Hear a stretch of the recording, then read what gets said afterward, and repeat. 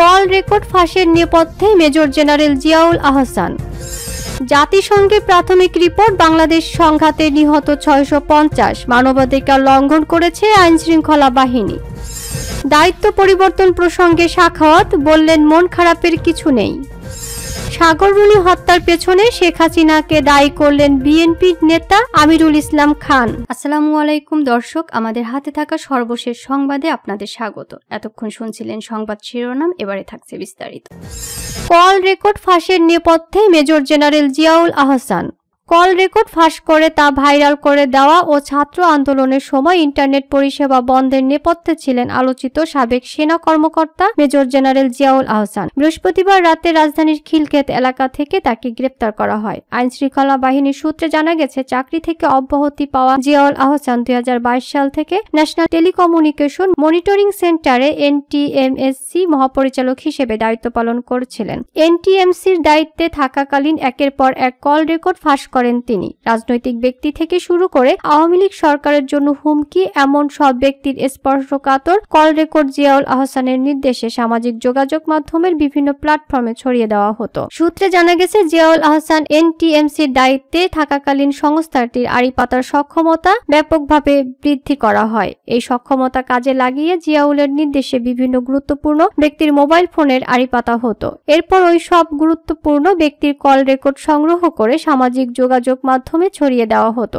এসব কল রেকর্ডের উপর ভিত্তি করে রাজনৈতিক ব্যক্তিত্ব থেকে শুরু করে অনেক সুশীল সমাজের লোকজনকে গোয়েন্দা সংস্থার মাধ্যমে নানাভাবে চাপ সৃষ্টি করা হতো। আরও জানা যায়, এনটিএমসির মোবাইল ফোনের ভয়েস এবং এসএমএস, ল্যান্ডফোন ভয়েস এবং সামাজিক যোগাযোগ মাধ্যমে আড়ি পাততে পারে। সামাজিক যোগাযোগ মাধ্যমের মধ্যে ফেসবুক, টুইটার, বর্তমানে এক্স, টেলিগ্রাম, ভাইবার, ইমো, স্কাইপি অ্যাপেও আড়ি পাততে পারে এনটিএমসি। অনলাইন যোগাযোগ মাধ্যমের মধ্যে ওয়েবসাইট, ব্লগ, ইমেইলও শতভাগ আড়ি পাতার সক্ষমতা রয়েছে সংস্থাটির। এসব সক্ষমতাকে কাজে লাগিয়ে দিনের পর দিন অন্যায়ভাবে মানুষের কল রেকর্ড ফাঁস করা হয়েছে। বৈষম্য বিরোধী ছাত্র আন্দোলনের সময় যতবার ইন্টারনেট পরিষেবা বন্ধ করা হয়েছিল তা জিয়াউল আহসানের নির্দেশে বন্ধ করা হয়। ছাত্র জনতার আন্দোলন চলার সময় গত 17 জুলাই রাত থেকে মোবাইল ইন্টারনেট ও 18 জুলাই রাত 9টার দিকে ব্রডব্যান্ড ইন্টারনেট বন্ধ হয়ে যায় জিয়াউল আহসানের নির্দেশে। টানা 5 দিন সব ধরনের ইন্টারনেট বন্ধ ছিল। মোবাইল ইন্টারনেট বন্ধ ছিল 10 দিন। সামাজিক যোগাযোগ মাধ্যম ফেসবুক ও ইন্টারনেট ভিত্তিক যোগাযোগ মাধ্যম হোয়াটসঅ্যাপের মতো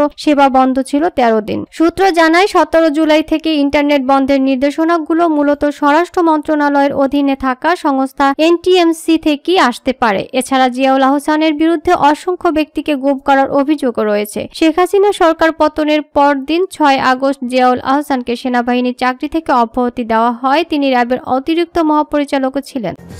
জাতিসংঘের প্রাথমিক রিপোর্ট, বাংলাদেশের সংঘাতে নিহত 650, মানবাধিকার লঙ্ঘন করেছে আইনশৃঙ্খলা বাহিনী। কোটা সংস্কার আন্দোলনকে ঘিরে যে সহিংসতা হয় তাতে 6 শতাধিক মানুষ নিহত হয়েছেন বলে তথ্য দিয়েছে জাতিসংঘ। আন্দোলনের সময় বাংলাদেশি নিরাপত্তা বাহিনী গুরুতর মানবাধিকার লঙ্ঘন করেছে বলে অভিযোগ করেছে সংস্থাটি। 16 আগস্ট জেনেভা থেকে প্রকাশিত জাতিসংঘের 10 পাতার একটি প্রতিবেদন প্রকাশিত হয়েছে। বাংলাদেশি সম্প্রতি ছাত্রদের আন্দোলনকে ঘিরে যেসব ঘটনা ঘটেছে তার প্রাথমিক প্রতিবেদন প্রকাশ করেছে সংস্থাটি। এতে বলা হয়েছে, সরকারি চাকরিতে কোটা সংস্কারকে কেন্দ্র করে গোটা জুলাই মাস উত্তপ্ত পরিস্থিতি পার করেছে। এই আন্দোলন শুরু হয়েছিল জুনের মাঝামাঝি সময়। আন্দোলন দমন করতে বিচার বহির্ভূত হত্যা, নির্বিচারে গ্রেপ্তার ও আটক, জোরপূর্বক গুম, নির্যাতন ও মত প্রকাশের স্বাধীনতা সহ শান্তিপূর্ণ সমাবেশে কঠোর বিধিনিষেধ আরোপের মতো গুরুতর মানবাধিকার লঙ্ঘন করেছে নিরাপত্তা বাহিনী। জাতিসংঘের প্রাথমিক তদন্ত প্রতিবেদনে বলা হয়েছে, 16 জুলাই থেকে 4 আগস্ট পর্যন্ত আন্দোলনে নিহত হয়েছেন মোট 400 মানুষ, আর 5 থেকে 6 আগস্ট প্রাণ হারিয়েছে 250 জন। অর্থাৎ জাতিসংঘের তথ্যানুযায়ী আন্দোলনের 16 জুলাই থেকে 6 আগস্ট পর্যন্ত মোট নিহত হয়েছেন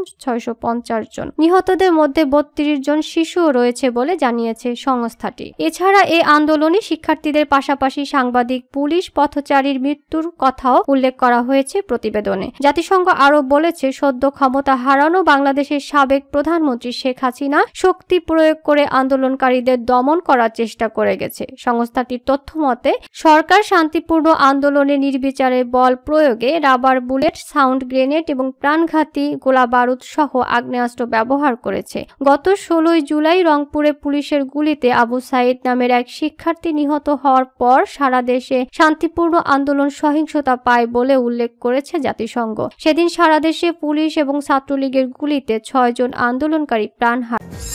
দায়িত্ব পরিবর্তন প্রসঙ্গে সাখাওয়াত হোসেন বলেন, মন খারাপের কিছু নেই। অন্তর্বর্তী সরকারের রদবদলে স্বরাষ্ট্র মন্ত্রণালয় ও কৃষি মন্ত্রণালয়ের দায়িত্ব দেওয়া হয়েছে লেফটেন্যান্ট জেনারেল জাহাঙ্গীর আলম চৌধুরীকে, আর স্বরাষ্ট্র মন্ত্রণালয়ের দায়িত্ব থেকে সরিয়ে ব্রিগেডিয়ার জেনারেল এম সাখাওয়াত হোসেনকে দেওয়া হয়েছে বস্ত্র ও পাট মন্ত্রণালয়ের দায়িত্বে। স্বরাষ্ট্র মন্ত্রণালয় থেকে সরিয়ে দেওয়া নিয়ে প্রতিক্রিয়া জানতে চাইলে এম সাখাওয়াত হোসেন বলেন, এতে মন খারাপের কিছু নেই। আলহামদুলিল্লাহ, আমার যতটুকু করার সাধ্য ছিল করে আসছি। নতুন মন্ত্রণালয়ের উপদেষ্টা করা প্রসঙ্গে এম সাখাওয়াত হোসেন বলেন, এখন যেখানে দিয়েছে সেখানে কাজ করতে পারলে করব, আর অপারগ হলে চলে যাব। অন্তর্বর্তীকালীন সরকারের স্বরাষ্ট্র উপদেষ্টার পদে এসেছেন শপথ নেওয়া নতুন উপদেষ্টা লেফটেন্যান্ট জেনারেল জাহাঙ্গীর আলম চৌধুরী। শুক্রবার সন্ধ্যায় মন্ত্রিপরিষদ বিভাগ থেকে দেওয়া প্রজ্ঞাপনে বিষয়টি জানানো হয়েছে। গত 8 আগস্ট অন্তর্বর্তী সরকারের প্রধান উপদেষ্টা এবং আরও 13 উপদেষ্টার সঙ্গে শপথ নেন brigadier general M Sakhawat Hossain. স্বরাষ্ট্র উপদেষ্টা হওয়ার পর গত 12 আগস্ট স্বরাষ্ট্র মন্ত্রণালয়ের সভাকক্ষে সাংবাদিকদের সঙ্গে কথা বলেন এম সাখাওয়াত হোসেন। ওই দিন আন্দোলনের মুখে ক্ষমতা ছাড়া আওয়ামী লীগকে গন্ডগোল না পাকিয়ে নতুন মুখ নিয়ে দল গোছানোর পরামর্শ দেন তিনি। দেশের জন্য আওয়ামী লীগের অবদানের কথা তুলে ধরে সাখাওয়াত হোসেন বলেন, এটি অনেক বড় party. I have lot of respect for Awami League. এক সময় বাঙালিদের ভরসার জায়গা ছিল এই পার্টি। 52-69 গণ আন্দোলন ও স্বাধীনতা আন্দোলনের অবদান ব্যক্তিগত কোনো কারণে নষ্ট করবেন না, এটি জাতীয় সম্পদ, আপনারা আসুন। আরেক প্রশ্নের জবাবে স্বরাষ্ট্র উপদেষ্টা বলেন, আওয়ামী লীগকে বলবো এমন কিছু করবেন না যাতে জীবন বিপন্ন হয়। আপনারা রাজনৈতিক দল হিসেবে দলকে গুছিয়ে নিন, নির্বাচন হলে অংশ নিন, জনগণ ভোট দিলে ভোটে যাবেন, তবে প্রতি বিপ্লবের স্বপ্ন দেখলে হাজার হাজার মানুষের রক্ত ঝরবে। সেই সঙ্গে ভারতে থাকা সাবেক প্রধানমন্ত্রী শেখ হাসিনাকে দেশে ফেরার পরামর্শ দিলে সাখাওয়াত হোসেন আরও বলছিলেন, আপনি ভালো থাকেন, আবার আসেন। আমরা সবাই আপনাকে শ্রদ্ধা করি, কিন্তু গন্ডগোল পাকানোর মানে হয় না, এতে লাভ হবে না, বরং লোকজন আরও ক্ষেপে উঠবে। ওই দিন তার এই বক্তব্যের প্রতিবাদ জানান কোটা সংস্কার আন্দোলনকে কেন্দ্র করে গড়ে ওঠা বৈষম্য বিরোধী ছাত্র আন্দোলন। এক বিক্ষোভ সমাবেশে বৈষম্য বিরোধী ছাত্র আন্দোলনের সমন্বয়ক হাসানাত আব্দুল্লাহ বলেন, উপদেষ্টাদের কেউ কেউ খুনিদের পুনর্বাসন করার বক্তব্য দিচ্ছেন। আমি মনে করিয়ে দিতে চাই, ছাত্র জনতার অভ্যুত্থানের মধ্য দিয়ে আপনি উপদেষ্টা হয়েছেন। প্রসঙ্গত, প্রধান উপদেষ্টা অধ্যাপক মোহাম্মদ ইউনূসের নেতৃত্বাধীন 17 সদস্যের অন্তর্বর্তী সরকারে যোগ দিতে আরও 4 জন উপদেষ্টা শুক্রবার শপথ নিয়েছেন। নতুন উপদেষ্টারা হলেন অর্থনীতিবিদ ওয়াহিদ উদ্দিন মাহমুদ, সাবেক মন্ত্রিপরিষদ সচিব আলী ইমাম মজুমদার, সাবেক বিদ্যুৎ সচিব মোহাম্মদ ফাউজুল কবির খান ও লেফটেন্যান্ট জেনারেল জাহাঙ্গীর আলম চৌধুরী। সাগররুনি হত্যার পেছনে শেখ হাসিনাকে দায়ী করেন বিএনপি নেতা আমিরুল ইসলাম খান আলিম।